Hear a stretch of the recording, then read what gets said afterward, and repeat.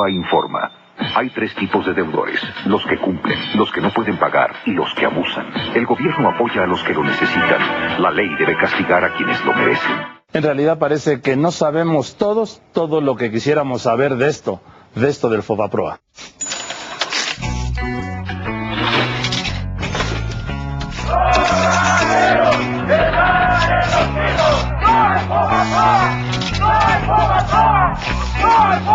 Fobaproa, una palabra que está en todas las bocas, que suena en todas las voces.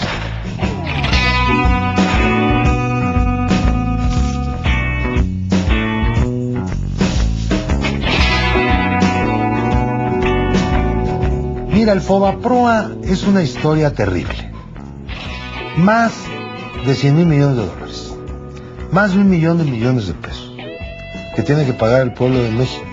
La deuda actual son aproximadamente 700,000 millones de pesos.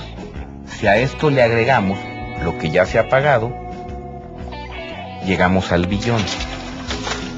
Cada mexicano, haya nacido o no haya nacido, debe alrededor de 6,490 pesos tan solo por el rescate bancario.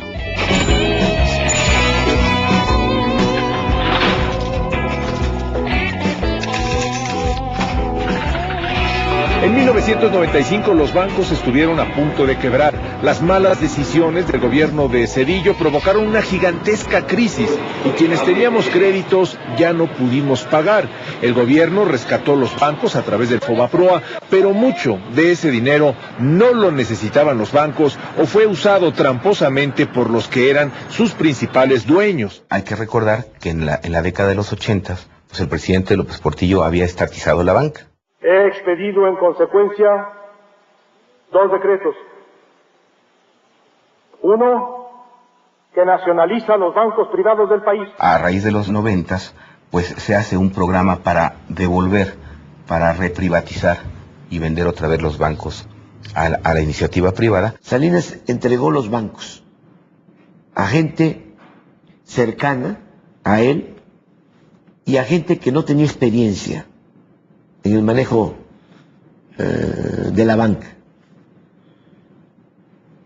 Un banquero en aquel entonces expresó: yo que siempre soñé con robarme un banco y ahora me lo entregan para que yo lo maneje. Un banco, pues, capta recursos y presta dinero, pero el dinero que presta no es de él, es lo que capta de los depósitos de la gente. Entonces, por obligación, todos los bancos tienen que tener un seguro de depósito. Es decir, tienen que tener un seguro por si quiebran, para que haya alguien que les devuelva el dinero a la gente, porque finalmente están prestando el dinero de la gente. El Fobaproa era eso, era el seguro de depósito de los mexicanos, y era un seguro, era un fideicomiso privado que administraba el Banco de México, y que los recursos provenían de los propios bancos. El Fondo Bancario de Protección al Ahorro protege tu economía y el futuro de nuestros hijos. Fobaproa, protección al ahorro. Los bancos empiezan a operar ya como privados. Entonces le abren la llave al crédito y empiezan a ofrecer todo tipo prácticamente de créditos. Que si yo iba a comprar un banco, pues no aportaba mi dinero para comprarlo, sino simplemente le pedía crédito a otro banco. Eran créditos girografarios, es decir, el poder de la firma. O sea, nada más firmando. No tengo capital, no tengo una institución fuerte, sólida, con recursos que respalden mis actividades, y además le abro la llave al crédito, pues es una combinación muy peligrosa. Los bancos empiezan a prestar, hay una competencia desaforada, toman una mayor cantidad de riesgos, desvían el crédito de actividades productivas propiamente tales hacia el consumo, como las tarjetas de crédito, las importaciones, etcétera, y entonces se empieza a deteriorar la calidad de sus carteras. Esos deudores de pura firma son ricos, no son clase media, no. Esos ricos que nada más firmaron y les dieron el crédito, se les revolucionó también el crédito, pues no pagaron. Esos no pagaron nada. Eso lo estamos pagando nosotros. Pero además, hacia finales de 94, por errores en la conducción de la política económica en ese momento, pues estalla una crisis en México sin precedentes. Empieza a irse el dinero, los dólares del país, desde marzo. El entonces presidente, o por lo menos que fungió como presidente, completamente ilegítimo, Carlos Salinas de Gortari, controla el tipo de cambio y no lo deja caer para que no haya una turbulencia preelectoral. Un buen día viene una acometida especulativa y resulta que el gobierno mexicano tenía 29,000 millones de dólares colocados en bonos que tenía que pagarlos cuando se los exigiera. Y no había dólares para pagar. Entonces el país queda en una bancarrota financiera. Las tasas de interés por la incertidumbre saltaron al cielo. Las tasas de interés llegaron a 150% y consecuentemente muchas deudas se volvieron impagables.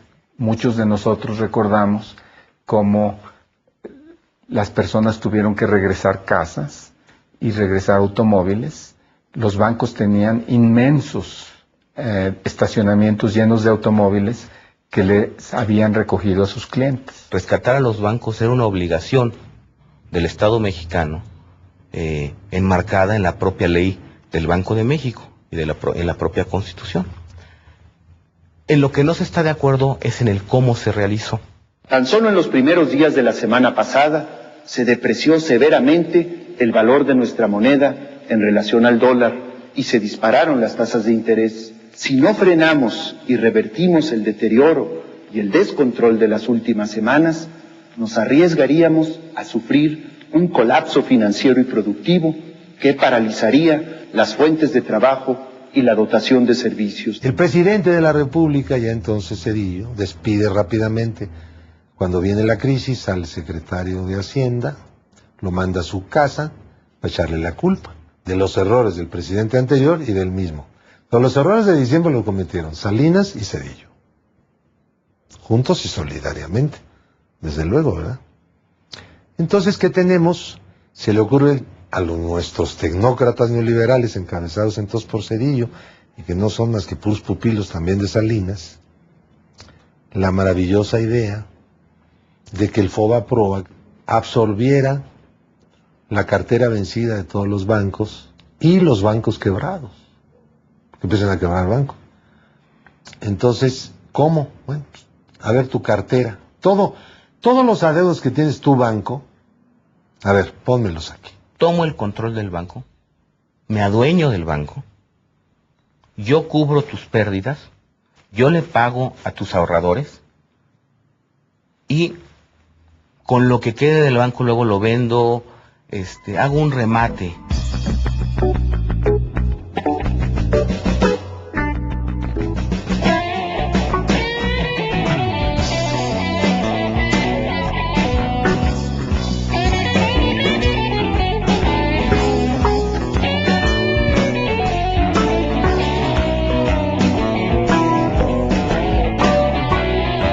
Sin embargo, había otros bancos que, ya sea porque estaban bien o estaban más o menos bien, o los análisis en esa época decían que era viable que siguieran existiendo, que siguieran funcionando, el FOBAPROA concibió un programa que se llamó Capitalización y Compra de Cartera, que además, paradójicamente, es la parte más ilegal del rescate bancario.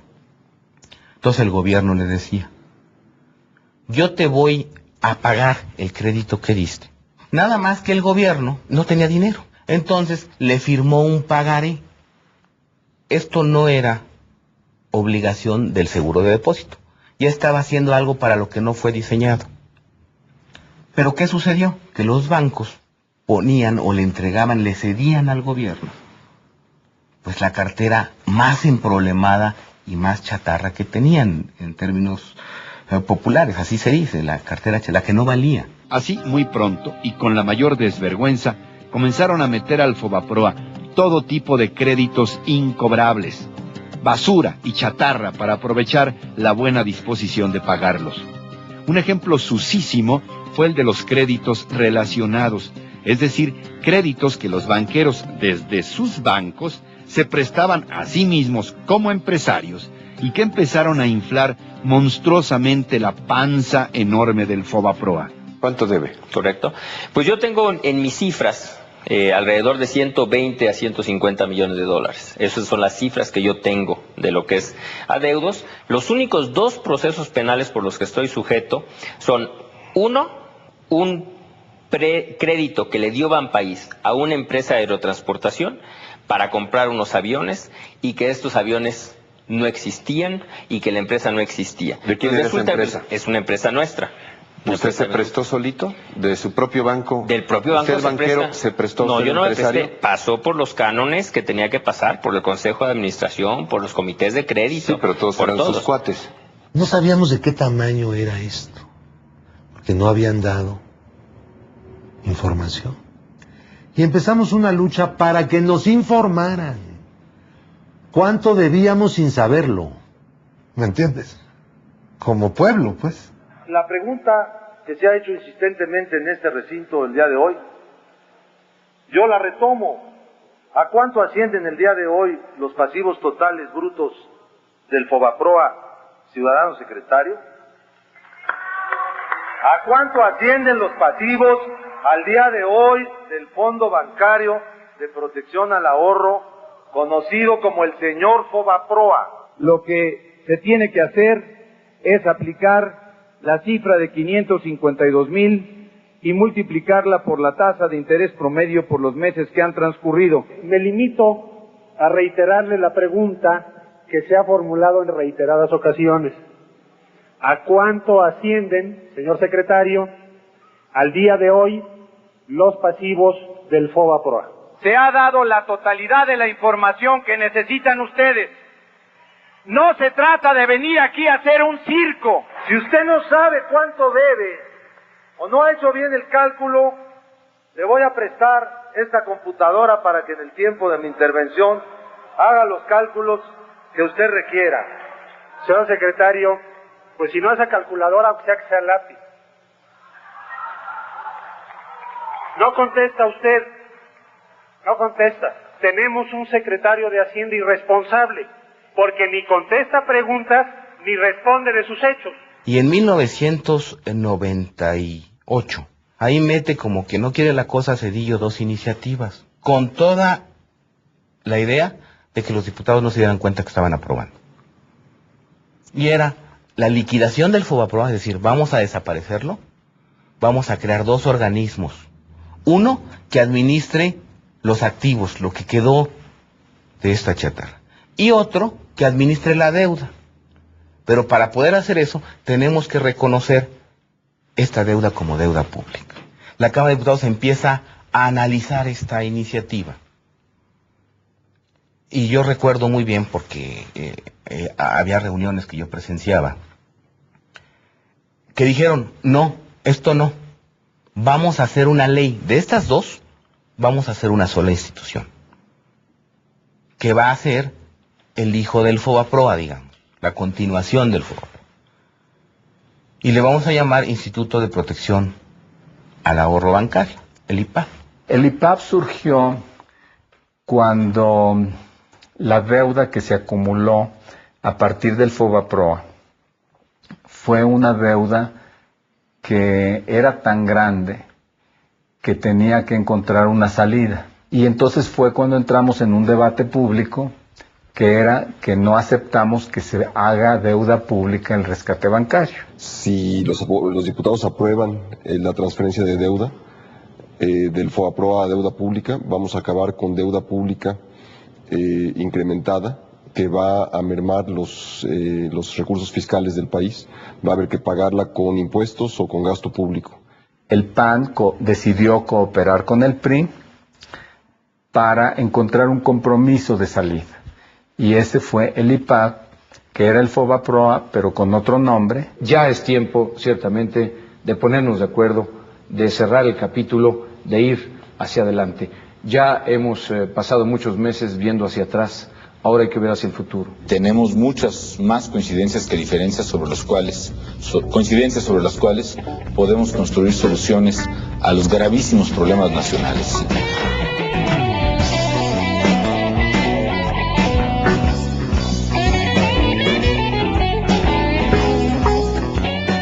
Y el PAN, como Calderón se lo hizo saber muchas veces directamente a López Obrador, dijo que los mexicanos no iban a cargar con esa deuda porque era inconstitucional. Ese era el planteamiento del PAN y de Felipe Calderón.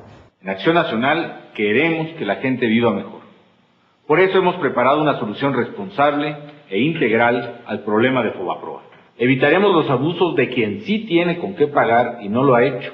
Repentinamente aparece Vicente Fox en spots de televisión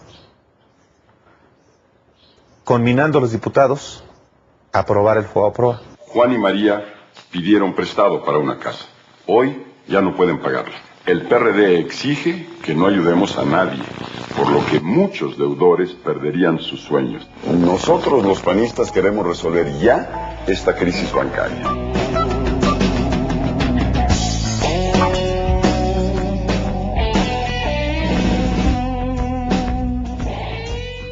Y al final de cuentas, todos se alinearon. Por ejemplo, Roberto Hernández de Banamex le da dinero al PRI, le da dinero al PAN. Roberto Hernández fue un gran promotor de la campaña foxista, por debajo del agua, porque tenía sus dos veladoras prendidas, pero la banca apoyó mucho a Vicente Fox en el 2000, entonces tiene un compromiso ahí muy marcado. No los puede atacar directamente. Perdería mucho apoyo y de hecho el PAN podría perder apoyo para la próxima elección. ¿El director del Banco Nacional de México está de acuerdo que quien la hizo la pague? Desde luego que sí, yo creo que toda la información que tenemos al respecto puede poner muy claro los números y las personas que han participado. Cuando gana el presidente Fox, le da su casa o una oficina en Las Lomas para que despachara, ya como presidente electo. Y el primer descanso del presidente, su vacación después de la elección de julio, la pasó en una isla que tiene Roberto Hernández en el Caribe.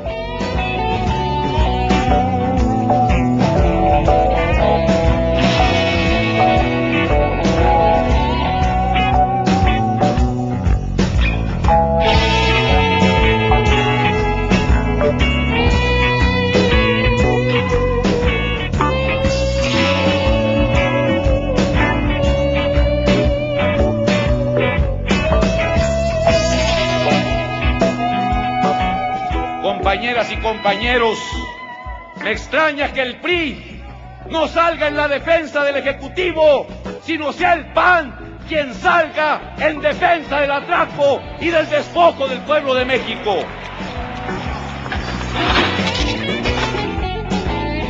Y de pronto, esas deudas privadas se convierten en deuda que contraemos todos los mexicanos. Y ya se llevaron el dinero a su casa. Pero son miles de millones de dólares. Aquí lo evidente es que los accionistas de los bancos y los grandes deudores fueron los verdaderos beneficiarios del FOBAPROA. Y lo que estamos haciendo ahora es integrarnos a un campeón global. Vendieron el banco en 12,000 millones de dólares y no pagaron un centavo de impuestos. Y el PAN, que había dicho que no iba a haber impunidad, la convalidó. Era mi deber actuar con toda decisión para enfrentar la emergencia. Una presidencia de la República con valores éticos que olvide la reglita de oro, donde cada presidente protege al anterior. Un informe realizado por la Auditoría Superior de la Federación indica que 80% de los ilícitos del rescate bancario quedaron impunes por omisiones o dilaciones de las autoridades fiscales y la Procuraduría General de la República. Estamos a punto de permitir que se cometa el crimen perfecto. Y el crimen perfecto se comete cuando los acusados se convierten en los jueces. Y eso es lo que está pasando. ¿Dónde está el dinero?